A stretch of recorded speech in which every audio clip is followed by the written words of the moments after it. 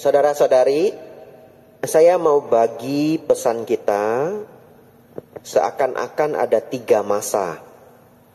Jadi kalau Anda merasa belum masuk masanya Anda nikmati pelajarannya, ya. Mari kita masuk masa yang paling muda. Siapa? Anak muda. Ini ya. Nah ini 5 Pancawagia. Ya. Tahu Pancawagia? 5 pertapa ya. Murid pertama Sang Buddha. Ya. Ya, untuk semua anak muda yang hadir, Anda tahu Anda adalah makhluk yang cukup langka, ya. Masih umur muda tapi mau mendengarkan dharma, ya. Walaupun mungkin sebagian ada yang bilang saya dipaksa Bante, gitu ya. Ya, dipaksa pun ya enggak apa-apa lah, ya. Baik. Saudara, dengar baik-baik, kenapa Anda perlu belajar dharma? Dan kenapa sulit sekali anak muda belajar dharma? 3 hal paling penting di dunia ini tidak boleh kurang. Kalau kurang, hidup Anda sulit. Ya, hidup Anda jadi sulit. Apa 3 itu? 1, kesejahteraan. 1, kesejahteraan. Tidak dipungkiri lagi ya, tidak ada uang, saya langsung to the point lah, karena dengan anak muda ini, tidak ada uang hidup itu sulit. Setuju Bapak Ibu? Ya, setuju sekali ya. Ya, bahkan Bante Utamo mengatakan 90% masalah rumah tangga itu karena ekonomi. Kata Bante Utamo, bukan Bante Abijato. Ya. 90% itu ya hampir semua ya. Ya, oleh karena itu anak adik-adik di sini yang masih muda, Anda harus belajar untuk mengembangkan dan mempertahankan kekayaan, kesejahteraan. Bahasa Inggrisnya wealth. Kita nggak cerita rich. Ya. Ya, apa bedanya Bante? Katanya. Kalau rich itu keuangannya diparlentein. Nah itu bahasa kerennya. Ya, kelihatan kaya. Ya memang kaya, kalau nggak kaya nggak bisa kelihatan kaya juga.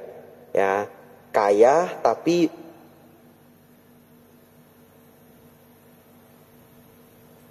kalau wealth, nah kalau wealth itu dalam bahasa Inggris kesejahteraan, artinya asetnya banyak. Nggak usah mikirin masa depan. Ya, asetnya banyak. Kalau rich itu kelihatan kaya, tapi bisa saja terkadang hidupnya itu lebih besar pasak daripada tiang. Ya, jadi 12 tahun lagi habis, dia nggak ngerti. Dia bahkan nggak ngerti 12 tahun lagi duitnya habis. Ya, oleh karena itu kita harus cerita wealth. Wealth itu kesejahteraan. Dalam kalau diterjemahkan, ya silahkan masuk ya. Nah kalau sejahtera bagaimana? Tidak lebih besar pasak daripada tiang. Dia tahu bahwa sampai 20 tahun ke depan pun hidupku masih aman. Ya. Nah saudara-saudari, ini anak muda di depan saya. Tadi sudah diberi rumus oleh Bante Utamo. 90% masalah keluarga, terutama rumah tangga, dari ekonomi. Itu sebabnya saudara-saudari sekolah yang bagus, kuliah yang tinggi, ya, semuanya supaya sejahtera, ya. Kuliah tidak bisa jamin kaya Bante, betul. Kuliah hanya menjamin Anda tidak kelaparan. Ya, kuliah menjamin Anda tidak kelaparan. Kuliah itu membuat Anda tidak gampang ditipu. Kuliah itu bisa mengembangkan pengalaman-pengalaman lapangan, ya. Pengalaman lapangan. Contoh, kalau orang tuanya berusaha dagang, anaknya kuliah di luar negeri, ini saran saya dan ini direkam, ya. Anda ambil ilmu-ilmu dari para profesor di luar negeri, Anda pulang dengerin orang tua Anda 3-4 tahun. Apa alasannya? Coba. S1 sampai S2 berapa tahun? Ada yang 5, 6, ada yang 7. Ya. Kalau di Indonesia S1 umumnya 4 tahun, S2 2 tahun, berarti 6. Kalau di Eropa ada S1 yang 3 tahun, S2-nya cuma setahun, 4 tahun. Kadangkala anak muda punya ilmu 4 tahun, berpikir sudah pintar sekali. Coba renungkan, orang tuanya di bidangnya sudah berapa tahun? 35 tahun.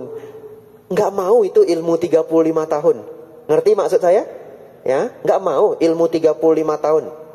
PhD, S3 itu cuma 10 tahun. Dan bahkan kalau mau ambil di beberapa negara Eropa, S3 itu cuma 3 tahun.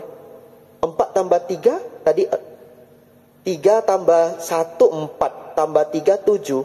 Anda kalau beneran mau S3 dalam 7 tahun, bisa loh. Ya, cari program-program yang paling singkat di Eropa sana. Di Belanda, di Jerman, yang singkat-singkat. 7 tahun PhD. Orang tuanya mungkin kerja pagi, siang, sore, malam, tidak kelihatan. 30 tahun. Ya.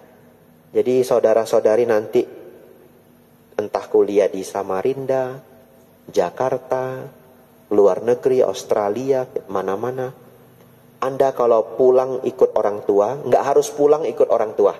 Tapi kalau memilih pulang ikut orang tua, ini saran saya. 3-4 tahun jadi orang bodoh. Ya. Kenapa Bante jadi orang bodoh? Supaya ilmunya turun semua. Nah, setelah 4 tahun Bante, boleh pinter sedikit. Ya. Anda jangan lawan ayah Anda, ibu Anda, kalau mereka pegang dagang, 3-4 tahun serap semua ilmunya. Apapun yang mama bilang benar. Apapun yang papa bilang benar. Tahun kelima, Pak ini kayaknya nggak benar. Boleh. Tahun ke-5. Ini contoh aja ya, jangan beneran dilawan ya. Ini contoh. Anda baru masuk tahun pertama, Pak, ini sistem gudang mana boleh begitu. Gantilah digital, pakai barcode. Ini harus begini, itu harus begitu. Bongkarlah semua. Ini di pengalaman saya pribadi, saya pernah lihat ayahnya pegang dagang yang sangat bagus, anaknya pulang dari Amerika, dipegang sama anaknya, langsung bisnisnya begini, turun, ya, kenapa? Nah, dia pikir dia pintar sekali. Di Indonesia, ya harus ikut permainan di Indonesia, ya.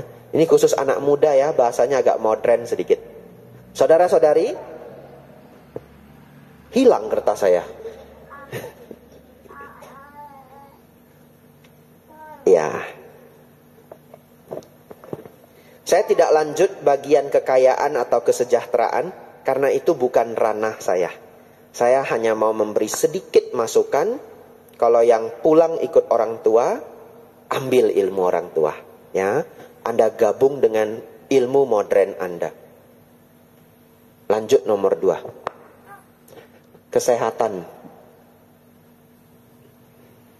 Saudara-saudari, kalau semua sudah dimiliki,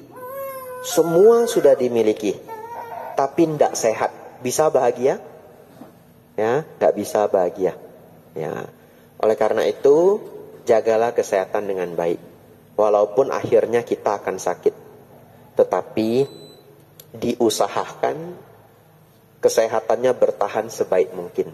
Ya, kalau sudah sakit gimana Bante? Kalau sudah sakit, tentu temannya adalah dhamma, ya, sabar, diobati, ya. Dalam hati punya konsep, walaupun tubuhku sakit, pikiran tidaklah sakit, ya. Pada saat tidak bisa bertahan, renungkan kesabaran tapa tertinggi, kesabaran tapa tertinggi. Melihat tubuh ini mulai rusak karena penyakit, renungkan anicca. Ya, tidak ada yang tidak rusak, tidak ada yang tidak hancur. Jembatan yang kuat pun karena berkarat bisa hancur, apalagi tubuhku. Ya, ya saudara-saudari, yang ketiga. Apa yang pertama yang paling penting? Kesejahteraan. Apa yang kedua? Kesehatan. Nah, yang ketiga ini untuk anak muda, Pancawagia. Kebijaksanaan. Dan ini sangat underrated. Ya, sangat underrated. Ya. Underrated artinya apa, Bante? Kelihatan sepele, padahal sangat penting. Ya, underrated. Saudara-saudari, ada pengusaha besar di provinsi apa, tidak boleh tahu. Ya, saya rahasiakan. Kenapa Bante rahasiakan? Takut juga saya dicari sama dia. Dia orang kuat, ya. Orang kuat, punya banyak gedung. Bukan banyak ruko, banyak gedung. Ya, kalau cuma banyak ruko mungkin masih selamat lah saya. Kalau banyak gedung ini susah juga. Saudara-saudari,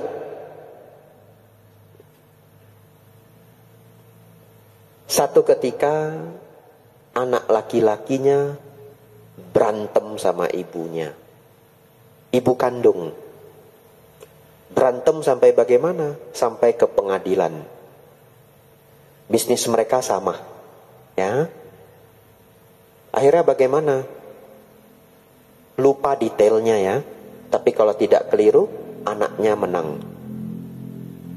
Anaknya menang, gedung ibunya dia hancurkan. Ya, hancur, habis.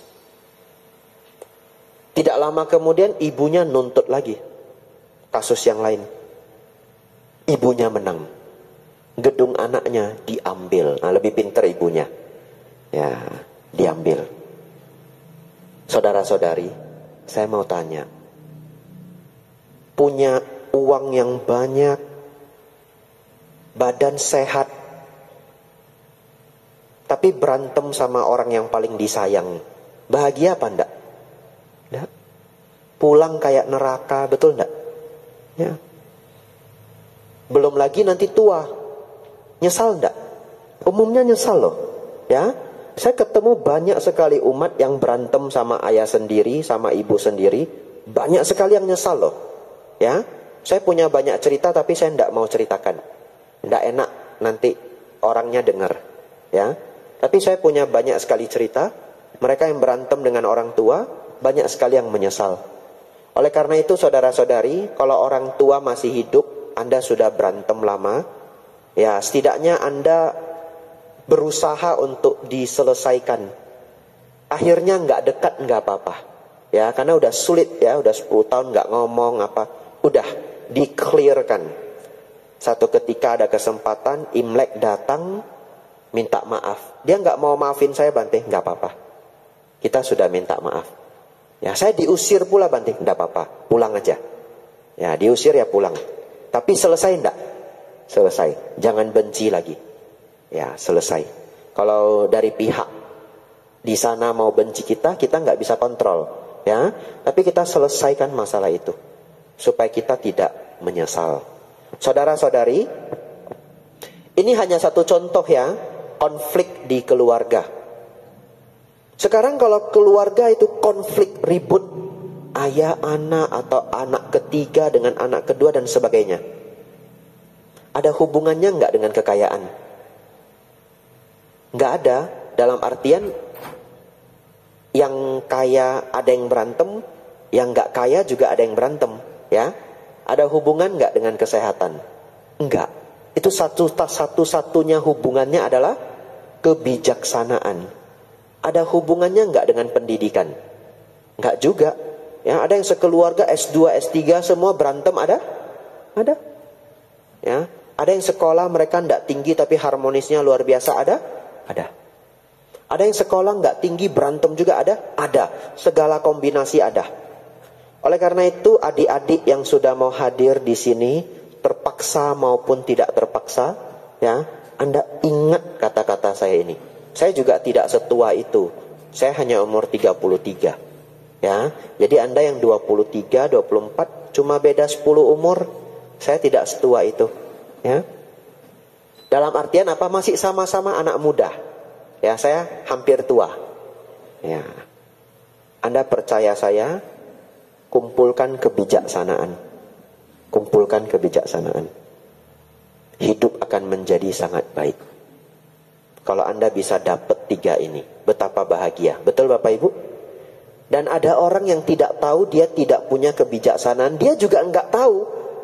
Kenapa? Karena orang tuanya juga enggak tahu. Ya, orang tuanya tidak punya kebijaksanaan, turun ke dia enggak punya kebijaksanaan. Dia enggak tahu. Yang dia tahu kenapa hidupnya penuh dengan masalah dengan semua orang. Kuncinya adalah dia tidak punya kebijaksanaan. Pertanyaan saya, kebijaksanaan cari di mana? Wihara. Belum tentu loh ada di sekolah. Ya. Orang tua Bante betul kalau orang tuanya bijak. Nggak semua orang loh dapat orang tua bijak. Ya. Guru Bante juga nasib-nasib. Ya. Saya renungkan kok sepanjang hidup saya. Saya ketemu beberapa orang bijaksana. Tapi salah satu yang paling bijaksana adalah Sang Buddha. Kita ambil semua kebijaksanaan beliau. Baik. Ini bagian terakhir untuk anak muda. Terus Bante, kebijaksanaan saya mau nyari di mana? Saya kasih beberapa opsi. Satu, yang paling kering. Apa artinya kering Bante? Textbook. Ini, halaman 79. Manggala Sutta. Ya. Saya ketemu seorang ayah. Punya anak cukup banyak anaknya. Entah 3 atau 4 ya. Sangat sukses. Sangat sukses. Semua anaknya sangat baik. Ayahnya cuma berulang-ulang mengatakan, yang penting praktek seperti Manggala Sutta. Berulang-ulang. Itu sudah kayak prinsip hidup mereka. Lalu di mobil aja saya itu ditodong Bapak Ibu. Pas naik mobil, bapaknya di sebelah kanan, saya sebelah kiri. Saya ditodong Bapak Ibu. Anak-anaknya di belakang. Bante, bener toh Bante, dari semua ajaran Sang Buddha, yang paling penting itu Manggala Sutta. Betul toh Bante? Di antara semuanya itu, Manggala Sutta sudah yang paling penting. Betul ya Bante ya? Sebenarnya kalau mau dijawab betul kan enggak ya?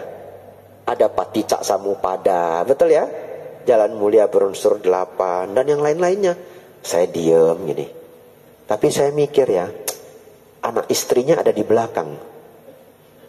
Bapak ini sudah berkonsep Manggala Sutta adalah yang terbaik, tertinggi, terbaik. Kalau saya bilang, bukan Pak, bukan Manggala Sutta, saya takut diturunin juga Bapak Ibu. Ya, Bante jalan kaki aja. Ya, selesai persahabatan kita gitu. Ya. Lalu saya mikir, saya jawab begini, iya Pak, Manggala Sutta itu salah satu yang terpenting. Salah satunya cepat-cepat. Iya Pak, Manggala Sutta itu salah satu yang terpenting. Nah, tapi Bapak Ibu Saudara, nanti Anda pulang, Anda baca sendiri. Ternyata memang Manggala Sutta ini adalah seperti rangkuman kurikulum seluruh ajaran Buddha. Jadi ini kurikulumnya. Ternyata Bapak itu bilang Manggala Sutta adalah yang terbaik, itu sudah benar. Nanti kita belajar yang lainnya semua nyenggol Manggala Sutta. Luar biasa sekali loh. Ya, saya buktikan ya.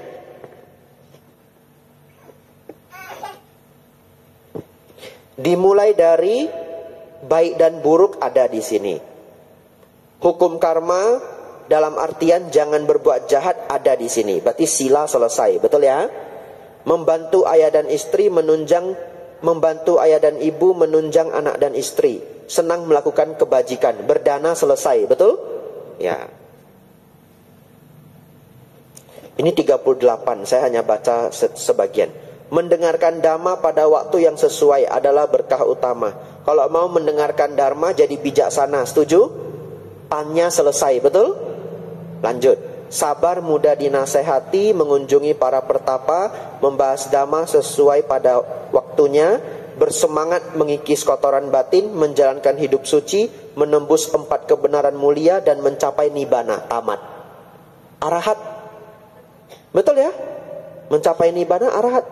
Ternyata setelah saya baca, oh, ini kayak kita mau kuliah 8 semester, ini kurikulumnya.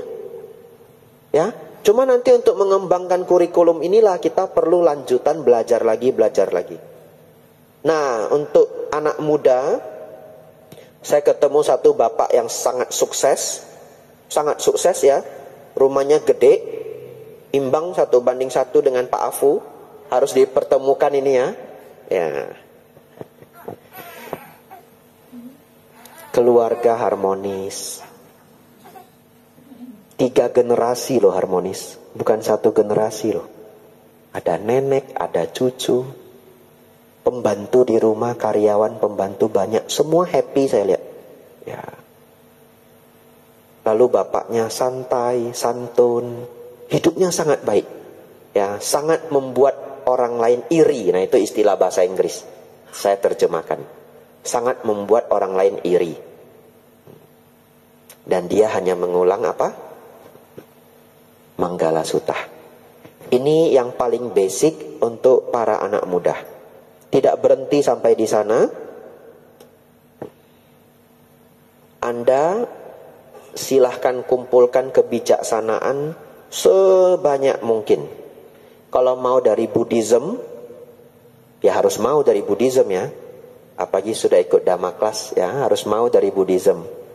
Bante Utamo, Bante Panyawaro, ya, Achan Brahm. Lalu, ya, saya pikir 3 itu sudah lebih dari cukup. Ya, Achan Brahm bukunya tidak terlalu banyak. Kalau kita kumpulin semua, ya mungkin hanya 5 atau 7 yang bagus-bagus. Anda baca pelan-pelan, Anda bisa dapat kebijaksanaannya Achan Brahm. Ya. Bante Utamo pelajarannya banyak sekali di YouTube, ya, didengarin 3 tahun juga nggak habis.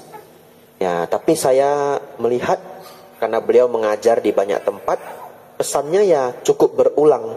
Tapi pesan yang berulang itu membuat kita bisa ingat, ya, Bante Utamo. Terakhir adalah buku populer. Ya. Bertahun-tahun yang lalu saya habiskan begitu banyak buku populer. Dan di sana menambah kebijaksanaan dalam porsi yang besar, ya, dan bisa membuat saya mengerti Dharma dengan caranya orang Barat. Orang Barat itu punya cara bagaimana menyederhanakan hal yang rumit. Jadi adik-adik di sini yang masih muda, ya, saya sarankan senang membaca. Baca buku-buku high quality, kualitas tinggi. Gimana carinya Bante? Salah satu caranya Anda lihat ratingnya. Anda bisa tulis best of the best books, buku terbaik. Anda punya persoalan apa yang ingin dipelajari, cari bukunya. Ini kita cerita anak muda ya. Ya, tapi yang merasa sudah tidak muda, mau ikut membaca juga sangat baik. Ya, supaya nggak cepat pikun. Ya. Bante baca 3 halaman aja ngantuk Bante, ya tidur. Nanti nggak bisa tidur juga cari saya. Sebenarnya kalau Anda membaca buku 3 halaman ngantuk dan tidur, itu selamat. Anda punya obat tidur alamiah, ya. Cuma kalau sudah berumur juga yang sulit itu mata sudah nggak kuat ya. Ya, itu tantangan selanjutnya. Baca buku apa Bante? Banyak. How to Win a Friends and Influence People, ya, Dale Carnegie. Ya, 7 Habits, Stephen R. Covey. Itu kayak udah wajib banget, ya. Setidaknya Anda cobalah 2-3 buku yang saya sebutkan. Ya, saya akan sebutkan banyak. Slight Edge, Jeff Olson. Atomic Habits, James Clear. Ya, Anda nanti suka topik apa yang lebih spesifik, kasih tahu saya. Mungkin saya bisa kasih buku terbaik. Ya, dari semua penulis buku, yang paling saya suka Robert Greene. Ya, The Law of Human Nature, Mastery. 48 Laws of Power, ya, tapi baca buku itu hati-hati, ya, jangan jadi jahat. Ya, buku itu mengenai kekuasaan dan politik. Salah satu orang bijaksana yang sangat saya sukai, Naval Ravikant, ya. Dia nulis buku apa di Almanak something gitu, saya lupa judulnya. Ya. Jordan Peterson, karena saya psikologi. Ya, dulu saya belajar bahasa Inggris pakai videonya Jordan Peterson. Mungkin selama 2 tahun saya translate subtitlesnya Jordan Peterson, ya, dan banyak sekali kosakata sulit kayak conscientiousness, industriousness, rudimentary yang kita jarang pakai, ya. Tapi kalau adik-adik yang sekarang sekolahnya mungkin pakai bahasa Inggris, Anda jauh lebih beruntung dari saya. Ya, saya harus terjemahkan subtitle pelan-pelan. Buku yang sangat baik lainnya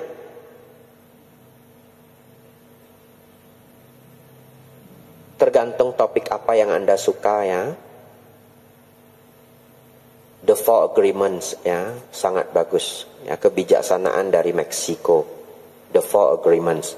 Kalau Anda orang yang suka negative thinking, boleh coba membaca The Four Agreements, ya. Dan lain-lain, terlalu banyak. Mark Manson, Outlier, lalu Malcolm Gladwell, Tipping Point, everything. I can keep saying it. Anda mau minta 30 lagi pun saya masih ada 30 lagi. Ya, Bante kok pamer? Enggak pamer. Memang bahasa sama anak muda harus begini. Terus terang saja, ya. Saya baru dikritik, kritik yang membangun. Ada yang kritik saya. Bante, saya dengar Bante setelah pulang dari Amerika ceramahnya kok sering pakai bahasa Inggris. Saya mikir, kayak dari dulu saya pakai bahasa Inggris. Kalau Anda udah lama dengerin ceramah saya. Tapi Anda mau tahu enggak kalau saya mau jujur?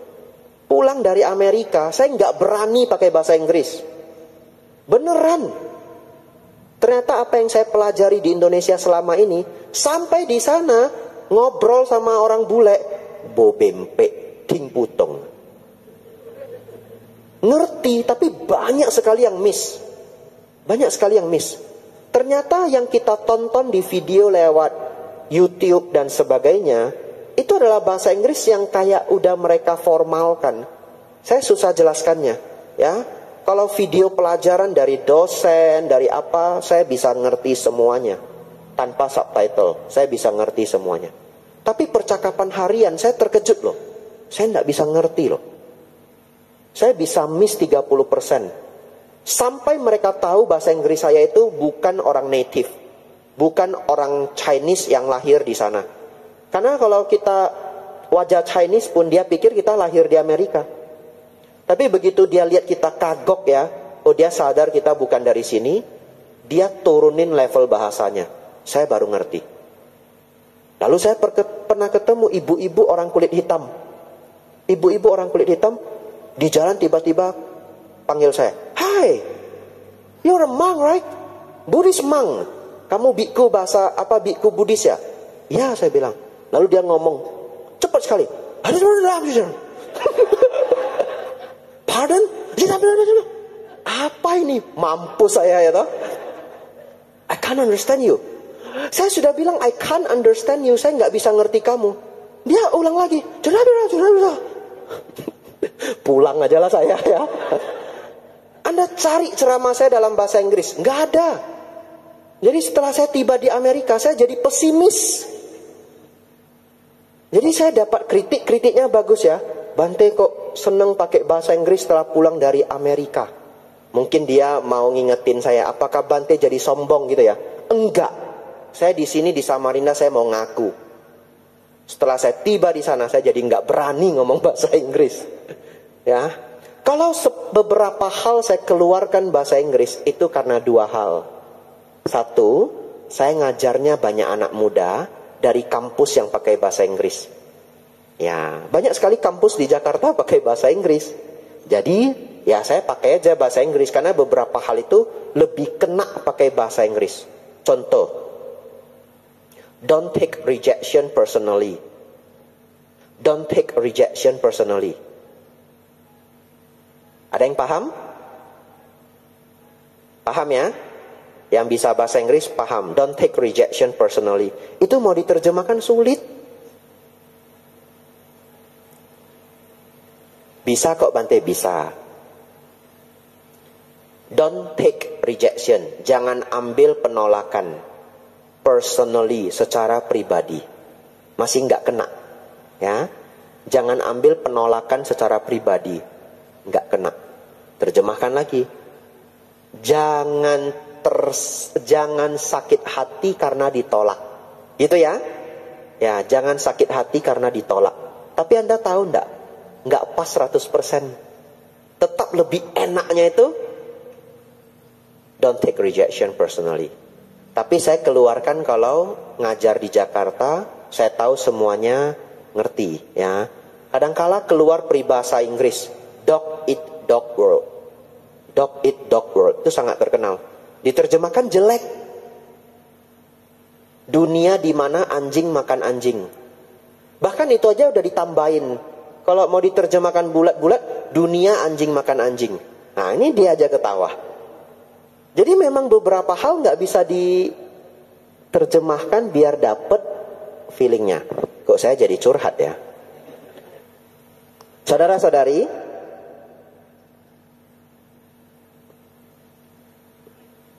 ya itu untuk para anak muda. Anda kumpulkan kebijaksanaan, ya. Kalau Anda merasa orang tua Anda tidak pinter parenting, Anda baca buku parenting, ya.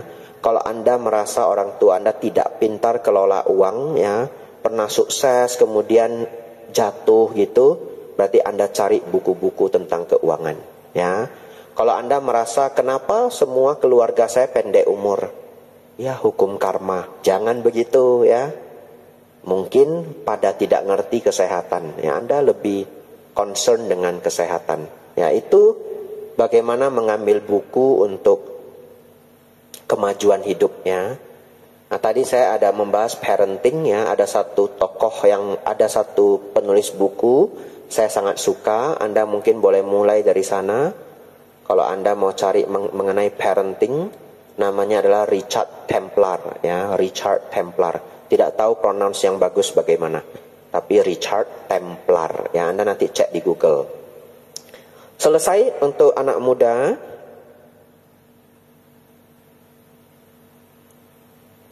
Saya tinggal 2 topik, lalu kita tanya jawab, ya. Ini untuk semuanya saja, tidak terbagi umur lagi. Kemarin saya buat ceramah Dharma, saya bagi per umur, ya. Seru sekali pelajarannya menurut saya, per 10 tahun, dari usia 0 sampai usia 60. Itu talk show di Palembang dengan Pak Ponijan, ya. Saya mikirnya 4 hari Bapak Ibu, ya, untuk nyusun pelajaran itu. Makanya masih saya promosiin sampai sekarang, ya. Anda cari di channel Sikadama Sriwijaya. Ya, wihara di Palembang, Sikadama Sriwijaya. Talk show-nya, videonya mungkin 2 jam atau 4 jam, gak usah takut. Anda klik aja, langsung cari di bagian ceramah itu dimulai, ya. Ada nasihat dari Bante Subala 25 menit, lalu ada pelajaran dari saya, sepertinya pas 1 jam, lalu tanya jawab, ya.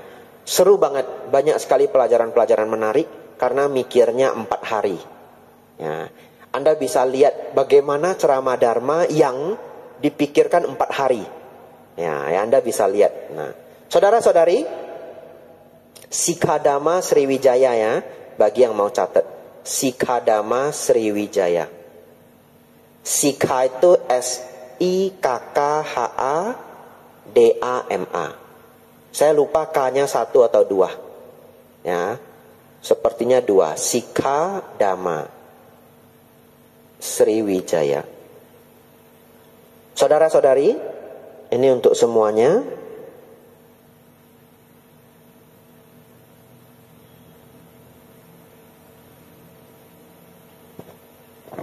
Latihan Dharma itu punya maksud yang jauh lebih mendalam dari yang kita bayangkan. Saya ulangi, latihan Dharma itu punya maksud yang lebih mendalam daripada yang kita sadari. Bapak Ibu Saudara pernah dengar enggak? Orang yang sayang sama orang tua jadi lancar hidupnya. Ya, banyak orang sayang orang tua, dia paling sayang orang tua di rumah, dia yang paling sukses. Cukup sering loh. Ya. Atau kita balik. Anda bisa ketemu banyak orang sukses, sangat sayang orang tua. Bahkan mafia. Jadi kadangkala kalau saya ketemu orang tidak sayang orang tua, saya tuh miris. Saya berpikir, you lebih jelek karakternya dari mafia. Ya. Kalau kita waktu kecil saya nonton mafia-mafia Hong Kong ya. Udah kejamnya minta ampun sama anak buahnya, sama musuhnya. Begitu mamaknya datang, betul enggak? Mak Cik Ami, mau makan apa? Nah, mamaknya bisa marah-marahin dia. Tapi itu luar biasa. Ya, ada satu bante sudah Mahatera, nggak boleh sebut namanya. Ya, nanti saya kena SP1. Bantenya sudah Mahatera, sangat berpengaruh di Indonesia. Kiprahnya sangat luar biasa. Semua murid segan sama beliau. Suatu ketika beliau makan nasi goreng, banyak seafoodnya. Nasi goreng seafood ya. Sudah baca doa, sudah mau makan, sudah mulai mau makan. Tiba-tiba mamanya balik. Mamanya balik, lalu ngomong begini ke bante yang Mahatera itu. Jangan makan banyak udang ya. Kolesterol. Bantenya sudah umur 60-an, Mahatera. Ya, dimarahi sama mamanya. Jangan makan ini, cumi-cumi, hati-hati. Ibaratnya begitu ya, saya nggak tahu lapasnya bagaimana ya. Saya nggak hadir di sana. Ya, saya diceritain orang. Nah, lalu bantenya gimana?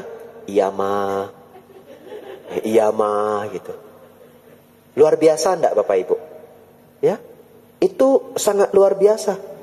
Kasih sayang kepada seorang ibu. Saudara-saudari, pertanyaan saya. Kenapa orang yang sayang orang tua cenderung sukses? Kalau Anda mau jawab pakai dharma, gampang. Karena ladang kebajikan yang besar, betul? Orang tua, Brahma di rumah, betul. Tapi ada satu lagi. Saya sebutnya hidden training. Nah, pakai bahasa Inggris lagi, nanti dikritik lagi saya. Aduh. Itu refleks Bapak Ibu ya. Karena keseharian semua pelajaran saya dalam bahasa Inggris. Sekarang refleks pun udah nggak boleh. Ya, nanti saya dikritik lagi. Hidden training. Pelatihan yang tersembunyi, amsyong lah. Pelatihan yang tersembunyi, nah, gitu ya. Nah, saudara-saudari, banyak sekali pelatihan yang tersembunyi dalam Buddha Dharma. Renungkan. Ya, nggak usah dijawab, renung aja. Ya. Yang benar dapat nih apel ya.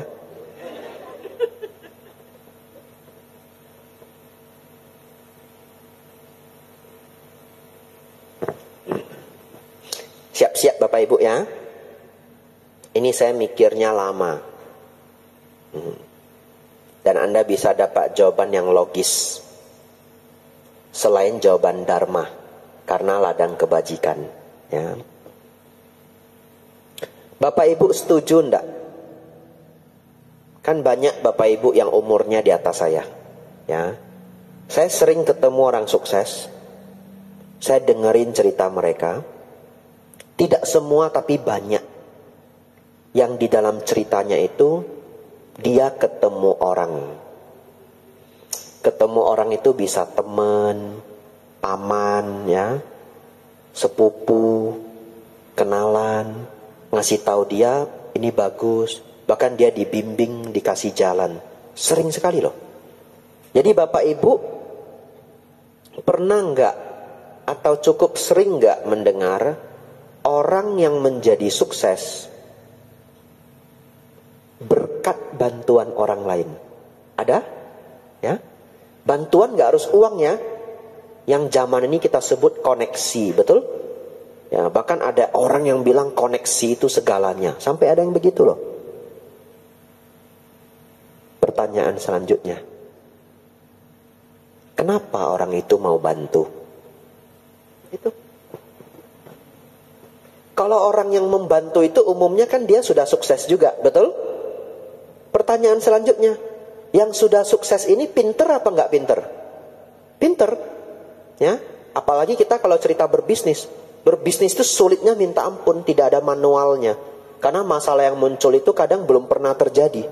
Anda hanya bisa mengandalkan pemikiran Anda dan pengalaman. Ya, itulah sulitnya berbisnis. Saudara-saudari, apa alasannya orang pinter ini mau nolong orang ini? Satu karakter salah satunya. Di antara banyak karakter, dia dapat satu yang dia senang. Setia. Loyalitas. Betul Bapak Ibu? Lalu, bagaimana seseorang bisa punya karakter loyalitas? Sayang orang tua. Apa hubungannya Bante? Bapak Ibu Saudara, kalau seseorang tidak mau sayang orang tuanya, dalam cerita ini orang tua yang baik ya, ada juga orang tua durhaka. Ya, saya pernah nonton berita, ibu nikam anak perempuannya sendiri umur 9 tahun, 7 tahun saya lupa, 11 tikaman. Ya, jadi ada ya orang tua durhaka, tapi kita cerita orang tua yang baik. Kalau seorang anak dapat orang tua yang baik, menyayangi dia belasan tahun, minimal 18 tahun kalau di barat, nyayangi dia 18 tahun. Kalau di Asia nyayangi 25 tahun, 30 tahun kadang lebih. Ya, ditimang terus, disayang terus, dimasakin, dibuat sarapan dan sebagainya, ya. Kalau dengan orang yang paling sayang pada dirinya di seluruh dunia ini, siapa yang paling sayang kita? Orang tua yang baik, betul ya? Ya, bukan orang tua durhaka. Untuk selanjutnya saya hanya bilang orang tua, tapi kita setuju kita hanya ambil yang baik. Udah nggak ada orang yang lebih sayang kita. Ya, sesayang-sayangnya teman baik kita, kalau ginjal kita rusak belum tentu dia mau ngasih ginjal, ya. Kalau orang tua, liver saya ambil 1/3, enggak apa-apa. Nanti papa jadi nggak sehat, enggak apa-apa. Kamu kalau sakit, papa juga sakit, betul? Ya, saudara-saudari, kalau dengan orang yang paling sayang pada dirinya di muka bumi ini pun dia tidak mau membalas jasa, kira-kira kepada siapa orang ini mau membalas jasa? Gak ada lagi, habis. Oportunis kalau nggak salah istilahnya, orang oportunis, habis kesempatan dia pergi. Pertanyaan saya tadi, kita merenung ini perenungan tingkat tinggi. Ya. Orang yang sudah sukses tadi, yang kita sebut koneksi, mentor atau apapun, mau membimbing orang yang di bawah, dia lebih pintar atau tidak lebih pintar? Lebih pintar. Dia melihat karakter anak muda ini, ketahuan. Lihat aja tahu. Kecium istilahnya. Ya, kecium itu yang nggak pas tapi kecium. Jadi orang ini kecium tidak punya loyalitas, dia nggak bantu. Ngerti? Ketemu orang pun belum tentu toh orang itu mau bantu. Jadi kalau kadang ditanya, lu kok bisa ya ketemu orang Kuijin ya bahasa Hokkiennya ya. Lu kok bisa ketemu Kuijin? Saya kok nggak ketemu? Enggak, lu ketemu juga. Cuma dia nggak mau bantu you. Betul ya? Anda ketemu juga, dia ketemu juga. Ada yang mau dibantu, ada yang nggak mau. Kenapa? Karakter, attitude.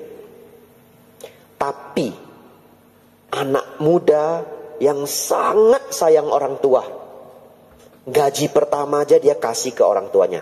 Setidaknya 50% gaji pertama, buat papa, buat mama. Misalkan, tanpa dia sadari, loyalitas dia bertumbuh. Dia nggak sadar loh.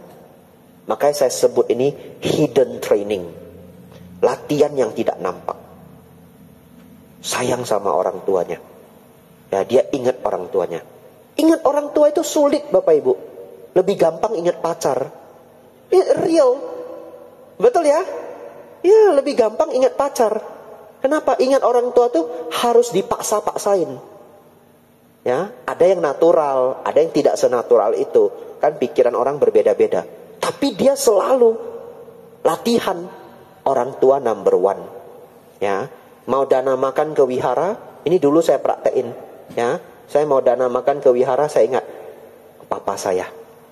Ya, jadi kalau minggu saya beli apa untuk para bante. Kalau di Medan lontong sayur ya, wah, saya beli bantenya 3, saya beli 4. Satu siapa? Papa. Mama bante, mama saya senang beli sarapan sendiri. Nah, Anda jangan suujon ya.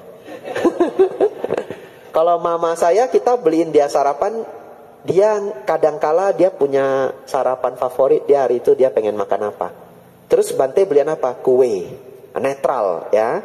Mama mau sarapan apa terserah, saya beli kue ya. Saudara-saudari, terus saya berpikir, katanya para bante paling sopannya diserahkan sendiri, betul? Saya mikir, saya harus praktek begitu juga. Hari Minggu beli sarapan, pulang dari wihara, lontongnya saya buka. Apa itu?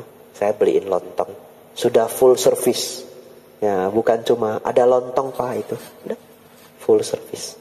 Ya, itu prakteknya. Tanpa disadar Bapak Ibu, loyalitas bertumbuh. Mungkin ya, itu yang membuat selama saya menjadi biku, saya sangat beruntung. Saya selalu ikut guru-guru terbaik di setiap tempat. Sampai hari ini. Di Indonesia dapat yang terbaik. Berangkat ke Thailand dapat yang terbaik. Ya, terbaik dari yang terbaik selalu. Apakah biku lain tidak ketemu guru terbaik itu? Ketemu. Tapi gurunya mau memilih siapa kan terserah gurunya. Ya.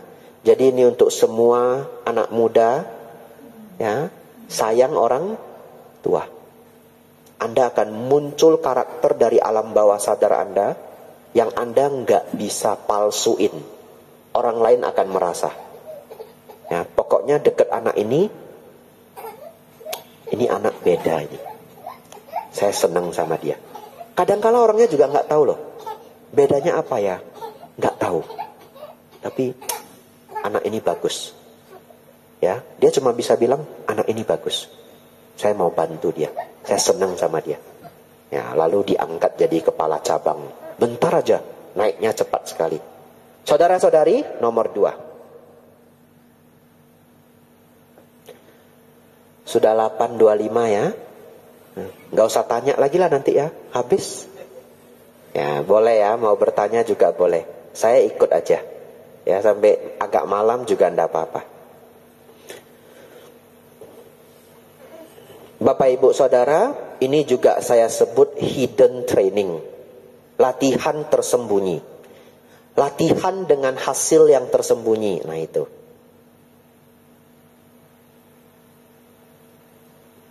Banyak sekali orang berdana, memberikan sesuatu kepada orang lain, dengan harapan rezekinya bertambah. Ada Bapak Ibu? Ada. Boleh? Sangat boleh ya. Semoga rezeki saya lancar. Semoga apa yang saya lakukan lancar. Sangat baik. Tapi jangan berhenti sampai di sana. Bapak Ibu Saudara harus mulai latihan ketika berdana. Munculkan setidaknya 50%. Ya, kalau bisa lebih bagus. Pemikiran apa? Ingin Anda bahagia. Ngerti? Kalau selama ini kita berdana untuk pengharapan kita, ada bahasa Inggrisnya self-centered. Saya terjemahkan. Terpusat pada diri. Ya, karakter keterpusatan diri. Mikirin diri sendiri dulu. Kalau selama ini kita berdana untuk karma baik, supaya rezeki lancar, supaya kesehatan lancar, pertanyaan saya, itu berpusat pada diri sendiri enggak? Iya ya, namanya self-centered. Itu ada egonya. Saya ingin ajak Anda latihan yang lebih tinggi. Ketika Anda berdana, munculkan pemikiran, semoga Anda bahagia atas dana yang diberikan ini. Semoga Anda senang, semoga Anda bahagia. Kalau bisa 100% luar biasa. Kalau belum bisa 100%, 50%, 70%. Semoga Anda berbahagia. Dan toko saya lancar, gitu ya. Kenapa? Kenapa Bapak Ibu? Sama jawabannya. Anda pernah enggak ketemu orang? Enggak tahu kenapa, Anda tahu dia bukan orang baik. Pernah? Ya, dia enggak ngomong loh. Lihat aja. Sudah ngomong sama keluarganya, hati-hati, kayaknya bukan orang baik. Kok tahu? Ya, feeling, instingnya. Tapi salah satunya apa? Body language dia. Dan itu sesuai dengan dharma. Kok bisa Bante? Apa yang Anda pikirkan, itulah yang Anda ucapkan, itulah yang Anda perbuat. Jadi kalau pikirannya sangat negatif, itu terpancar. Pikirannya sangat positif, itu terpancar. Sebaliknya Bapak Ibu, kalau kita sudah bisa mulai belajar, setiap tindakan kita itu untuk membahagiakan orang lain, membahagiakan orang lain, kendati pun dimulai dengan 50%, naik ke 70%, naik ke 80%. Tubuh Anda itu akan terpancar ketulusan, dan Anda nggak bisa malsuin itu, nggak bisa malsuin itu. Itu adalah hasil latihan jangka panjang. Sebaliknya, Anda ketemu orang, orangnya nggak tahu mengapa, dia hanya bilang, saya senang sekali loh deket sama dia, ya, nyaman begitu. Kok bisa? Nggak tahu. Ya, saudara-saudari, itu adalah kebajikan yang berbuah, yang bahkan orang tidak tahu bagaimana menjelaskannya. Oleh karena itu saudara-saudari,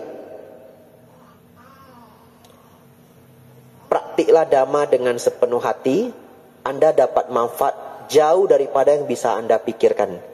Hari ini saya keluarkan atau saya ajak Anda merenung dua hal yang belum terpikir, betul ya? Masih banyak yang lainnya, ya, tapi dua hal yang tidak terbiasa kita pikirkan. Terakhir sebagai penutupannya, semoga belum terlalu lelah. Bapak Ibu Saudara, terutama yang belum kenal saya, ya, nama saya Bante Abijato. Bagi yang baru pertama ketemu, saya ingin menyampaikan inti pokok ajaran Buddha. Ya, bagi Anda yang baru pertama kali bertemu saya, agar menjadi motivasi, inti pokok dari seluruh ajaran Buddha adalah berusaha melenyapkan kemarahan, berusaha melenyapkan keserakahan, berusaha melenyapkan ego dan kesombongan. Tiga itu adalah inti ajaran Buddha. Lenyapnya dosa, loba dan moha. Dosa kemarahan, loba keserakahan, moha ego, kesombongan atau disebut juga kebodohan batin. Ya, dosa, loba, moha, marah, serakah, sombong, marah, serakah, sombong. Belajar agama Buddha, belajar ajaran Sang Buddha, intinya tiga ini: ngurangi marah, ngurangi serakah, ngurangi sombong. Kalau tidak yang tiga ini, Anda salah baca. Ya, bukunya itu cuma judulnya Buddha, tapi bukan dari Sang Buddha. Kalau Sang Buddha tetap yang tiga ini: mengurangi kemarahan, keserakahan, ego, kesombongan. Jadi saudara-saudari yang senang datang ke wihara, tiga ini harus berkurang dari waktu ke waktu. Berkurang. Kalau lenyap sulit, ya, arahat kalau lenyap. Setidaknya berkurang. Bante, dia sudah 5 tahun di wihara, masih galak Bante. Apa jawabannya? Kalau dia latihannya sudah baik, dulu lebih galak lagi, betul? Nah, kalau dulu lebih galak lagi berarti berhasil enggak? Berhasil ya. Saudara-saudari, hari ini saya mau membantu Anda mengurangi kemarahan, karena ini langsung nampak hasilnya. Yang lain kita bahas di lain waktu. Bante, saya sudah meditasi, saya sudah berjuang ngurangin marah, tapi kenapa saya masih sering marah ya? Dua hal. Yang satu, mungkin badan Anda terganggu, tapi saya enggak bahas ini. Badan Anda terganggu maksudnya apa? Anda cek tensi Anda besok. Ya. Kalau tensi 170 gimana? Mau nafas masuk, nafas keluar, emosi. Nafas masuk, nafas keluar, emosi. Mau meditasi dari Buddho, tensi 180, emosi. Tensi harus 120 ke bawah atau 120. Kalau sudah umurnya sangat banyak ya 130-an. Tapi kalau naik ke 160, 170, Anda kepengen marah sendiri. Enggak ada salah juga kepengen marah. Ya. Terus gimana Bante? Berobat sebelum stroke. Ya, berobat, pergi ke dokter. Ya. Gula darah terlalu tinggi, sama bisa emosi. Kenapa? Badannya nggak enak, ada racun, ya, ada racun. Gula kan bukan racun Bante. Ya, gulanya terlalu tinggi, badannya meradang, namanya inflamasi. Badannya meradang, badannya lelah, ginjalnya capek, ngamuk dia, ya. Radang terlalu tinggi, ya. Kalau di Indonesia orang belum pernah ngecek radang. Tingkat radang terlalu tinggi itu nggak enak badannya, ya. Kok bisa radangnya terlalu tinggi Bante? Biasanya terlalu banyak gorengan, ya, atau makanan proses, pengawet, pewarna, dan bahan kimia lain, termasuk juga tepung. Tepung itu sebenarnya sudah ultra processed food, UPF namanya, itu radang akan meningkat, ya. Asam urat tinggi juga gampang depresi. Vitamin D terlalu rendah juga gampang depresi. Kalau saya lanjutkan jadi seminar kesehatan. Ya. Tapi kalau Anda gampang stres, gampang marah, mungkin badan Anda bermasalah. Sakit mah, ya. Belum sakit tapi asam lambungnya udah tinggi. Nah, itu juga gampang sekali nggak nyaman gitu. Baik, cerita badan tidak sehat kita kesampingkan. Anggap ini badan sudah sehat ya. Badan sudah sehat. Bante, badan saya sudah sehat Bante. Masih mau marah Bante. Sering sekali saya marah Bante. Seminggu 5 kali. Minum vitamin aja nggak 5 kali seminggu. Baik, ini jawaban terbaik saya. Siap-siap ya. Respon Anda keliru. Itu. Respon Anda keliru. Apa maksudnya? Kita selalu merespon dunia Bapak Ibu, ya. Apapun yang terjadi di kita itu kita respon. Terutama dalam bentuk ucapan dalam hati. Tapi Anda tidak sadar, ucapan-ucapan dalam hati itu kita dapat dari orang tua dan lingkungan. Kita dapat, itu disebut template. Ya, template itu apa bahasa Indonesianya?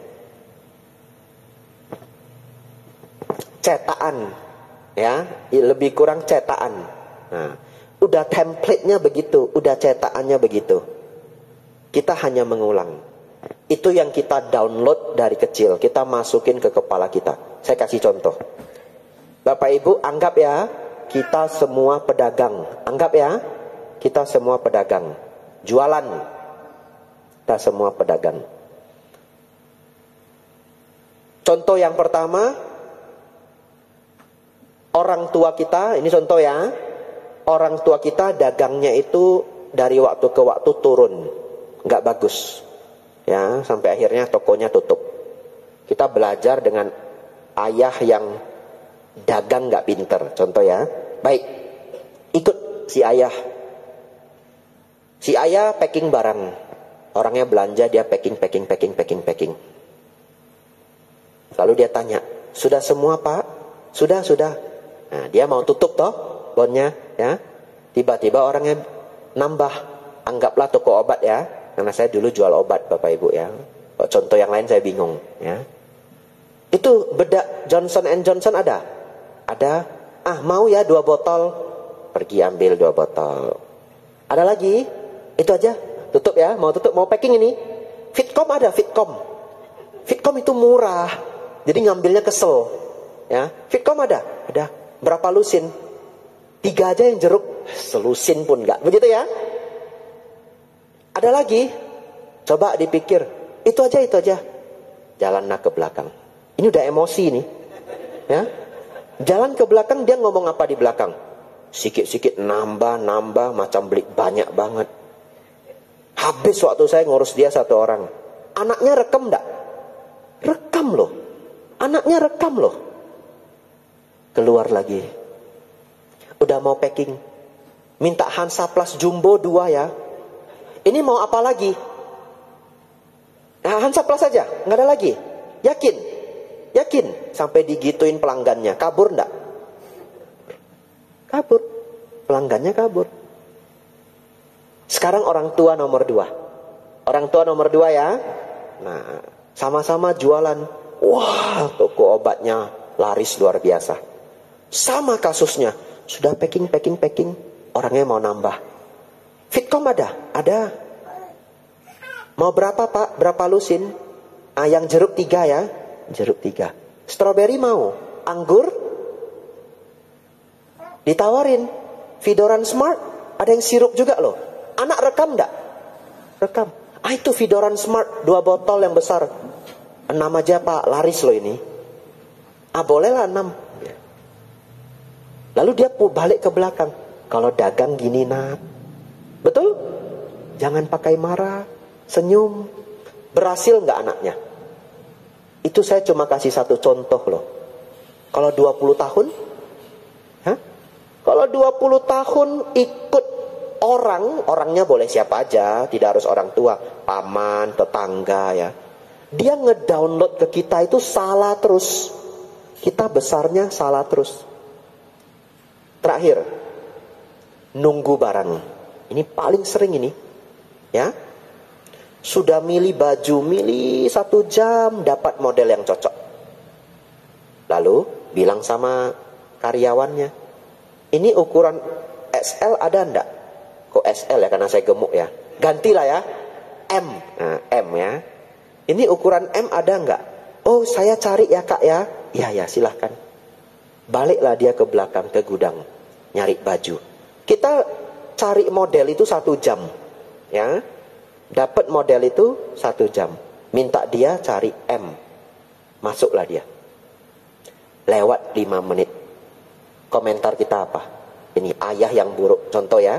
Komentarnya apa? Cari baju aja lama sekali. Gimana itu gudangnya? Lewat lagi 5 menit. Ini niat jualan nggak dia? Lama sekali. Kalau begitu gimana kita mau belanja cari barang 10 menit itu tinggal ambil gini loh. Barang di gudang itu susunlah rapi. Ya pakai batch. Ngomel-ngomel betul. Lewat 15 menit dia bilang sama anaknya, paling benci saya menunggu. Pulang aja. Kasih rezeki ndak mau. Pulang dia. Anak rekam ndak Bapak Ibu? Coba sebaliknya. Ayah yang luar biasa. Atau ibu. Ya. Nunggu 5 menit. Santai. Agak lama ya dia carinya ya. Berarti baju ini agak langka ya. Nah, 5 menit ya. Lewat 10 menit. Dia keluarin HP. Balas chat. Baca buku. Nggak ngomong apa-apa. Anak ngerekam nggak? Rekam. 15 menit belum datang. Masih baca buku sambil ngomong sama anaknya. Toko ini lambat berarti. Ya.